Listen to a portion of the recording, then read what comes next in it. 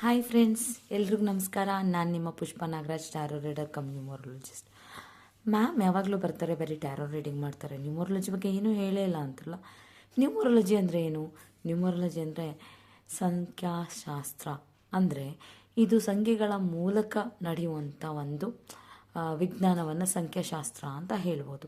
ಇದರಲ್ಲಿ ನಾವು ನಂಬರ್ಸ್ನ ಅಂದರೆ ಸಂಖ್ಯೆಗಳ ಮುಖಾಂತರ ನಿಮ್ಮ ಜೀವನದಲ್ಲಿ ಆಗೋ ಹೋಗೋಗಳ ಬಗ್ಗೆ ನಾವು ತಿಳ್ಕೊಬೋದು.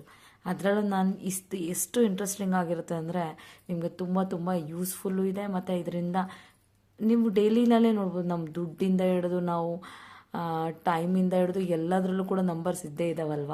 ವಿತೌಟ್ ನಂಬರ್ಸ್ ಏನೂ ಇಲ್ಲ ಅಲ್ವಾ, ಕರೆಕ್ಟ್ ಅಲ್ವಾ? ಸೊ ನಾನಿವತ್ತು ನಿಮಗೆ ನಿಮ್ಮ ಪರ್ಸ್ನಾಲಿಟಿ ನಂಬರ್ನ ಹೇಗೆ ಕಂಡುಹಿಡಿಯೋದನ್ನ ಅಂತ ನಾನು ಹೇಳ್ಕೊಡ್ತೀನಿ.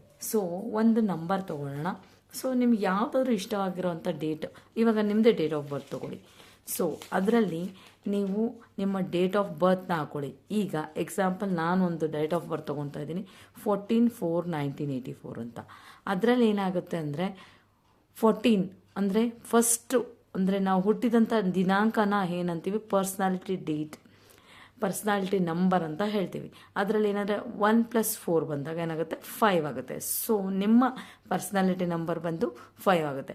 ಅಕಸ್ಮಾತ್ ನೀವು 1ರಿಂದ 10 ಏನಾದ್ರು ಬರ್ತ್ ಆಗಿದ್ರೆ ಅವಾಗ ಏನಾಗುತ್ತೆ, 1 2 3 4 ಆ ಥರ ಬರುತ್ತೆ. ಸೊ ನೋಡ್ಬೋದು, ನಾನು ನಿಮಗೊಂದು ವಿಡಿಯೋ ಕೂಡ ಇದು ಮಾಡ್ತಿದ್ದೀನಿ, ಫೋಟೋ ಶೋ ಮಾಡ್ತಿದ್ದೀನಿ. ಅದರಲ್ಲಿ ನಾನು ಪರ್ಸ್ನಾಲಿಟಿ ನಂಬರ್ನ ನಿಮಗೆ ಇದು ಮಾಡಿರೋದು ನೋಡಿ. 14/4/1984 ಅಂತ ಯಾರ್ದೋ ಒಂದು ಡೇಟ್ ಆಫ್ ಬರ್ತ್ ತೊಗೊಂಡಿದ್ದೀನಿ. ಅದರಲ್ಲಿ 1+4 ಬಂದುಬಿಟ್ಟು 5 ಆಗುತ್ತೆ. ಸೊ ಪರ್ಸ್ನಾಲಿಟಿ ನಂಬರ್ ಬಂದುಬಿಟ್ಟು 5 ಆಗುತ್ತೆ. ಹಾಗೆ ನಿಮ್ಮದು 5/12/1984 ಆದರೆ ನಿಮ್ಮ ಪರ್ಸ್ನಾಲಿಟಿ ನಂಬರ್ ಬಂದುಬಿಟ್ಟು 5 ಬರುತ್ತೆ. ಹೀಗೆ ನಿಮ್ಮ ಪರ್ಸ್ನಾಲಿಟಿ ನಂಬರ್ನ ಕ್ಯಾಲ್ಕುಲೇಟ್ ಮಾಡ್ಬೋದು. ನೆಕ್ಸ್ಟ್ ವಿಡಿಯೋಗೋಸ್ಕರ ನನಗೆ ವೆಯ್ಟ್ ಮಾಡಿ. Thank you so much. Bye.